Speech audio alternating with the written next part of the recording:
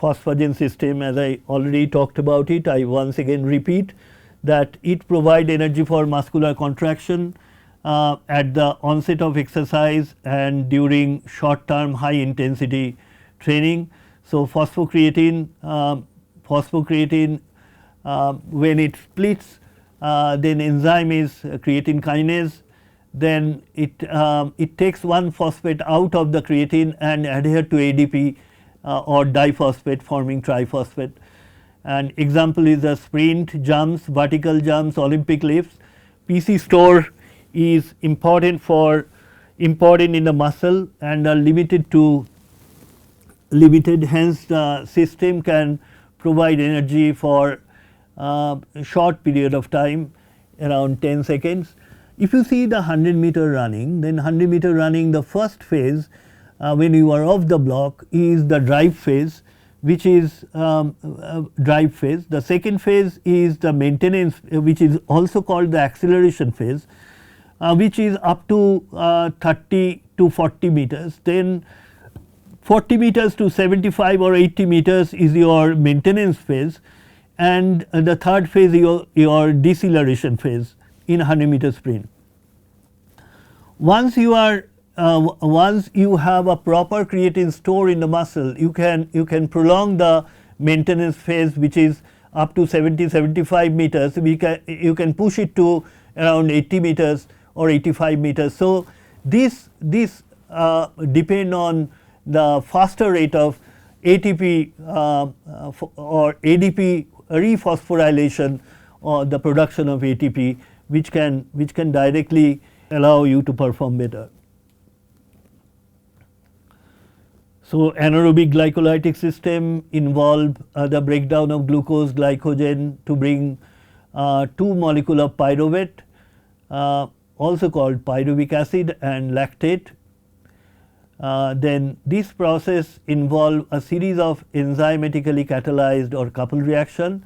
Glycolysis occur in the sarcoplasm of the muscle cell, produces a net gain of 2 molecule of ATP, and if the glycogen breaks down, then glycogen breaks down to glucose 1 phosphate and then turn to glucose 6 phosphate. So, the investment process ATP is not required when it breaks down to glycogen to glucose 6 phosphate because it convert to glucose 1 phosphate, which is not energy dependent. So, in that the glycogen in the glycolysis process, when it happen, it produce pyruvate, then the 3 molecule of ATP is the net gain, whereas in the glucose, when it comes and break down to pyruvate, then the 2 molecule of ATP. So, 1 molecule of ATP increase when the glycogen breaks down to pyruvate than glucose break down to pyruvate. So, fate of pyruvate and lactate, the low oxygen, when the system is low in oxygen, the pyruvate is converted to lactate and the enzyme is lactate dehydrogenase. So, the lactate shuttle supplies fuel to the heart and the slow fiber. So, lactate converted to glucose, and this process is of course lactate is one of the major fuel for heart, because the fuel system in the heart is omnivorous. So, there are fat can produce the major energy for running the for giving the energy for heart muscles and cardiac muscles. Even the lactate can give one of the major fuel for heart muscle. It is the marker of high intensity activity, that lactic acid system. So, here we can see the glycolytic pathway, the 2 NAD is reduced to NADH. So, the NAD, the oxidation process takes place in a glycolytic process, we get 2 NADH, and the 2 NADH, when it pyruvate is converted to lactate, that NADH is used and the reductive through oxidative reductive reaction the NAD is formed. Now, anaerobic glycolytic system, here is the system where you can see the glucose burned down to glycolysis, and the net gain is 2 molecule of ATP, as I already talked about that. In the pyruvate, when the pyruvate is formed, then the pyruvate is there is a linked reaction, or the oxidation of pyruvate converted to acetyl CoA, where again that one carbon is splits off, and the acetyl CoA is a 2 carbon molecule. From glucose is a 6 carbon molecule, converted to pyruvate is 3 molecule of 3 molecule. Then one carbon is again splits off through carbon dioxide is produced, decarboxylation, and then it converted to acetyl CoA. And once the acetyl CoA is formed, that acetyl CoA enter into the Krebs cycle, and in the Krebs cycle also there are 6 NADH and 2 FADH2 is formed in the Krebs cycle. So, the total, if you see calculate, and 2 ATP and 4 CO2 is generating in the Krebs cycle. So, if we see the how many numbers of ATP is produced in the Krebs cycle, we can see it is 32. How the 32 is developed, the NADH, each NADH 2.5 ATP is generating from one NADH, and 1.5 ATP is generating through one FADH2. So, and the 2 ATP is here in the Krebs cycle and 2 ATP in the glycolytic process. So, if you add all these things, the total the number of ATP you will find the 32 number. So, when we talk about the aerobic system, so aerobic system where it is important that it is how long you can continuously you can do the activities. For that, the VO2 max is important, the maximum oxygen uptake capacity. It depends on your cardiac output and maximum cardiac output and your AVO2 difference. So, in short term activity, as we have seen, the energy is coming from ATP, CP and lactic acid system. In long term activities, obviously the it depends on your ability to take oxygen continuously for a longer time, which is aerobic endurance or the VO2 max. The VO2 max depend on arteriovenous oxygen difference and the cardiac output. If you multiply these two, you will get your VO2 max. Then the further longer duration, it is important that what is the percentage VO2 max you are running the race, not the absolute value of VO2 max. What percentage, if somebody is running with a low percentage of VO2 max in the major portion of the races compared to the other runner, then definitely the success of that runner would be much more. So, the percentage of VO2 max plays an important role when the duration is 21 to 1 hour. Then when the duration is further more, which is obviously marathon, then what is more important is percentage of VO2 max, and the percentage of VO2 max is influenced by the liver and muscle glycogen store. So, supplement is very much required, even the hydration is very important thing which can influence the percentage of VO2 max. So, in a nutshell, I just wanted to give you the idea that from the aerobic also there are moderate time, that is one maybe around less than 60 minutes, more than 60 minutes, and the ultra marathon or the marathon which is more than 2 hours, 2 hours to 4 hours, where the supplements and the hydration is one of the very important concern for aerobic endurance. So, here you can see glycogen breaks down to glucose to phosphoglyceraldehyde, then it converted to pyruvic acid oxidation of acetyl CoA. Even the fat can be converted to acetyl CoA and give you the energy through oxidative process, because the triglyceride is a major fuel which breaks down to glycerol and free fatty acid. Glycerol is in turn go to the aerobic pathway through phosphoglyceraldehyde, enter the glycolytic pathway. Amino acid, particularly alanine, then the amino acid like leucine, isoleucine, valine, these amino acid can be converted to through the process of gluconeogenesis and converted to acetyl CoA for aerobic oxidation. So, we have our store for liver and muscle glycogen is limited, as I told you. So, fat is much more bigger storehouse for our body. So, a 70 kg person with a 12% body fat, the normally will get around 625 gram of carbohydrate, where 500 gram comes for muscle glycogen, 15 is glucose in the body fluid, and 110 gram are present in liver. So, the total calorie, if you multiply this figure into 4.1, you will get the total calorie of this. The fat, obviously 1 gram gives 9 kilocalories. So, you can see the fat can produce more ATP, definitely yes. The palmitic acid gives more than 120 ATP molecule when it breaks down.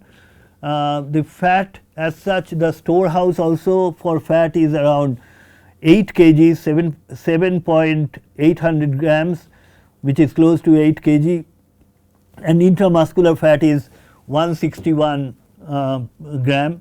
So, the total kilocalorie in terms of fat would be much higher, but the only for beta oxidation process to continue, you require oxygen support. That is why when the oxygen is abundant, when you are working with a low intensity aerobic spectrum, then the fat would be a preferred fuel than carbohydrate, as I have already mentioned. The aerobic production of ATP occur inside the mitochondria and involve the interaction of two cooperating metabolic pathway, that is the citric acid cycle or the Krebs cycle and electron transport chain. So, these are the process which is happening inside the mitochondria. So, here is the Krebs cycle, where you can see the pyruvate oxidation process. Pyruvate is the 3 carbon molecule which is converted to 2 carbon molecule, which is acetyl CoA. Then oxaloacetate comes from TCA cycle. Oxaloacetate and acetyl CoA when mixed together, it forms the citrate. Then the citrate converted to isocitrate, then alpha ketoglutarate, then succinyl CoA, then succinate, fumarate, malate, and then convert to oxaloacetate. So, there are different enzymes also responsible for this reaction to occur. Particularly the rate limiting enzyme for this Krebs cycle is SDH, succinate dehydrogenase, which is very important enzyme which regulate the citric acid cycle. So, here NAD and FAD, these are the two carrier molecule which hold hydrogen, becoming NADH and FADH2, and then it goes inside the mitochondria through electron transport chain. The ATP is being generated. I will show you the details in figure, but acetyl CoA, then acetyl CoA in the Krebs cycle, carbon dioxide is formed because the carbon molecule is splitted off. Then the central hub of metabolism is the Krebs cycle and produces the precursor of electron transport chain, which is the NAD and FAD. So, here you can see the oxaloacetate is 4, acetyl-CoA is 2, forming a 6 carbon molecule against citrate. Then the NAD is here is 1 NAD, and here 1 NAD, and here 1 NAD, par pyruvate oxidation process. So, 3 NADH is formed, 1 FADH2 is formed, and the GDP or ATP is formed here 1. So, you can see the 3 if the entire glucose breakdown happened, the 2 pyruvic acid, 2 acetyl-CoA. So, here it would be multiplied by 2. So, the 4 NADH, here is 1 NADH, then 2, 3 and 1, 3, that is 6, and here 1 FADH2, then it will be multiplied by 2.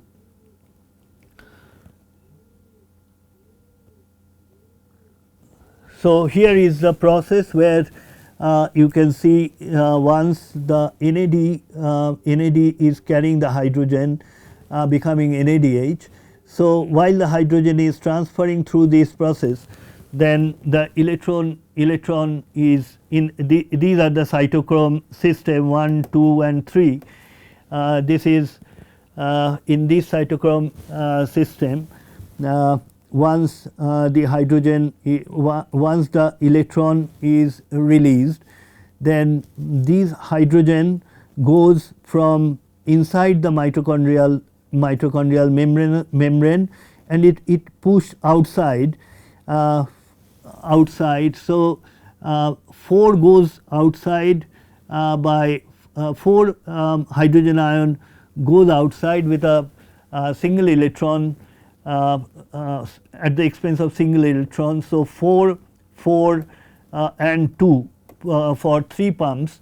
So, the 10 hydrogen ion goes outside, and after that once it goes outside, the concentration here is more. Once the concentration in this part is more, then that hydrogen again through the chemoosmotic process, then this hydrogen comes again back to the matrix through the respiratory assembles, and in that process ATPase is activated and the ADP become the ATP, and ATP is formed through oxidative process through chemoosmosis, and then these phosphate again ATP once the ATP is produced, ATP goes outside the membrane to the cytoplasm in the exchange of phosphate, and the phosphate once it comes inside, that also comes through a separate membrane carrier model. So, the ATP yield and efficiency is the 36 molecule of ATP per glucose. Normally it is in the textbook, but recently but some of the new textbook shows it is 32, because earlier it was 1 NAD produces 3 ATP molecule, but later on it was revealed that 2.5 ATP molecule, and FAD earlier textbook it was 2 molecule of ATP, but now it is 1.5 molecule of ATP. So, that is why there is 36 and 32 molecule the net gain which is revealed in different textbook.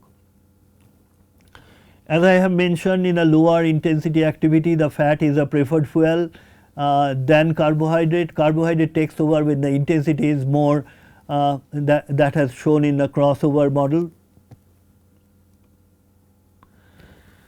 Once we talk about the integration and application, then oxygen deficit obviously at the start of exercise.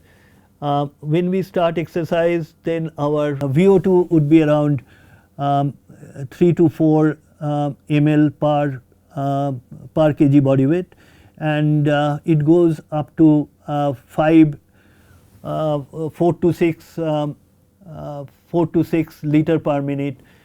So, definitely once you start working with a higher intensity, definitely your you need to your system need more oxygen, therefore therefore your oxygen uptake will be facilitated. As the intensity is more, you require the more amount of oxygen to be breathed inside and supply through muscle to satisfy the metabolic demand of the muscle. So, if you see here, this is the oxygen deficit, and this is the oxygen, this portion is called excess post oxygen consumption. So, the oxygen deficit, obviously for the trained person, the kinetics of VO2 or the kinetics of oxygen uptake would be much faster rise compared to slower rise of the untrained. The faster rise because they have more oxygen uptake, better oxygen uptake capacity in a initial phase of the exercise. So, faster kinetics allow less PC depletion to occur and less lactic acid formation. So, that is the effect of training. The kinetic change of oxygen uptake do occur. So, this is the oxygen deficit and this is the excess post oxygen consumption or EPOC. So, oxygen deficit obviously would be higher if the intensity is higher, if the intensity is more. There are two phase, one is the rapid phase of decline or EPOC, and the slower component is the delayed response and the rapid component. The rapid and delayed component is basically for the reason, if we wanted to reason it out, this is the reason. The oxygen debt or excess post oxygen consumption is influenced number one, resynthesis of phosphocreatine in muscle, that is one. The second thing is lactate conversion to glucose. So, oxidation of lactate, then restoration of muscle and blood oxygen stores, and the elevated body temperature, body temperature become elevated, the post exercise elevation of heart rate and breathing, and there are hormone like epinephrine and non-epinephrine. Both the hormone is responsible for the metabolic release of fatty acid oxidation and the glucose breakdown. So, these hormones also become elevated, and all this elevation, because of the elevation of this, there is a delayed kinetics of EPOC in the later phase. The energy, duration, intensity and metabolic demand. The energy to run 50-meter dash, or to complete a single play in a football game comes principally from ATP-CP system. The energy to run 50-meter dash, definitely the reliance would be ATP-CP, but for football game the aerobic system is also one of the system which is important for playing football. Then anaerobic glycolytic system and ATP-CP all together act depending on what kind of activity you are. When you are going for heading the ball, definitely ATP-PC system is more prominent in football. When you are when a defender is or the forward players is going for a long run and running for around 60 meters, then definitely 60 to 60 meters, and it is repeated running, definitely the anaerobic glycolytic system would be the fuel for giving you the energy. ATP-PC system can supply almost all the needed ATP for work for event lasting 1 to 5 seconds. Intense exercise lasting longer than 5 seconds begin to utilize ATP producing capability glycolysis. Energy to complete event lasting more than 45 seconds comes from the combination of ATP-CP system and the anaerobic glycolytic system and to aerobic system. Intense exercise up to 60 seconds, 70% anaerobic and 30% aerobic. 2 to 3 minute 50% anaerobic and 50% aerobic. Long term aerobic metabolism is the primary fuel for giving you energy.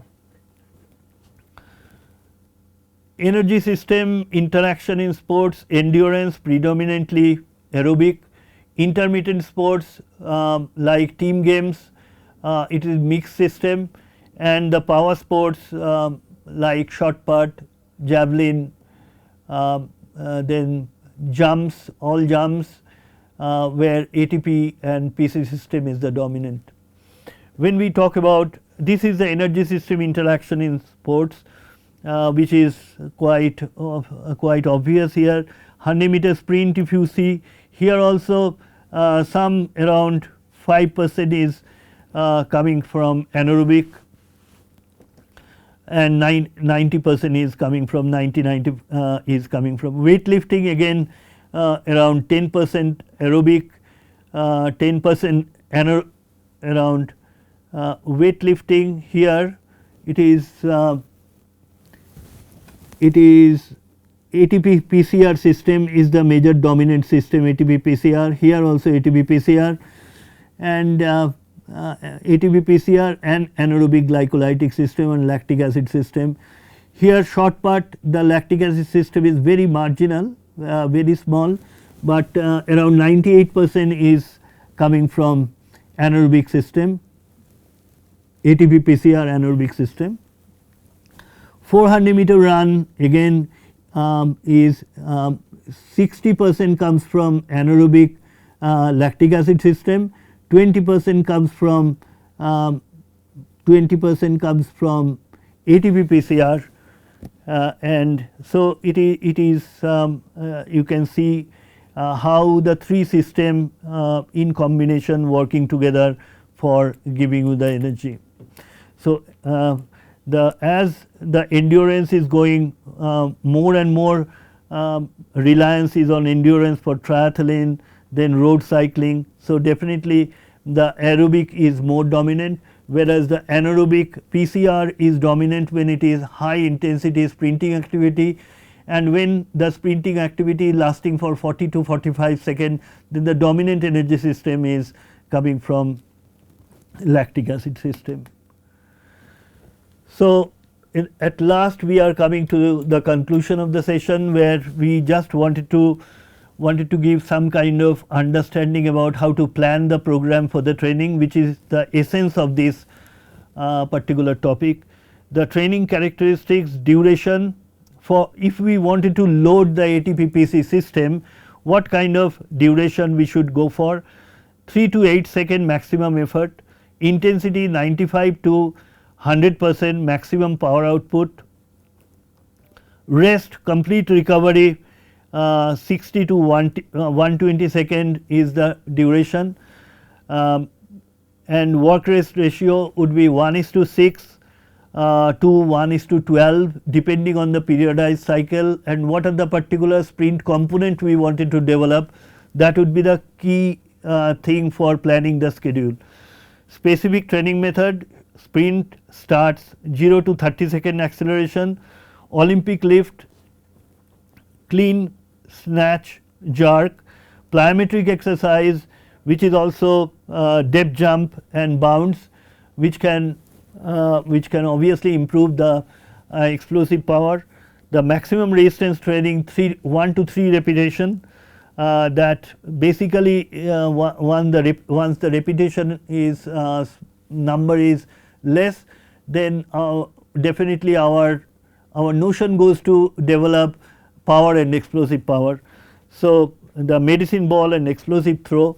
So these are the specific training method. The training adaptation, definitely once we plan this program methodically, it can enhance the phosphocreatine store by 10 to 30%, creatine kinase enzyme activity enhanced ATP store in the muscle, limited but obviously measurable. Then the fast twitch muscle fiber recruitment also increase, and the neuromuscular coordination and power output definitely will be enhanced. The second process is the glycolytic system, where the duration is 15 seconds to 2 minutes, intensity is 85 to 95% of the maximum effort, rest variable based on training goal, because sometime we used to go for incomplete recovery and sometime we goes to complete recovery depending on the periodized cycle. So, specific training method is a high intensity interval 30 seconds to 2 minute effort depending on what particular sports and what particular event he is engaged in. Repeated sprint training 6 to 10, 100 to 400 meters, circuit training with minimal rest, sport specific high intensity drills, lactate tolerance set, progressive accumulation of lactate. The key training adaptation which happen is enhanced glycolytic enzyme activity, which is PFK, phosphofructokinase and lactate dehydrogenase, which are essentially rate limiting enzyme for glycolytic pathway. Muscle buffering capacity enhanced by 40 to 50%, lactate tolerance and clearance rate enhanced, glucose and glycogen utilization efficiency has increased, and anaerobic power and capacity also increased. Training the aerobic system, duration is more than 3 minutes. And it is a continuous interval training, intensity 60 to 85% of the VO2 max over the below the lactate threshold. The rest is the active recovery and short interval. The volume would be high,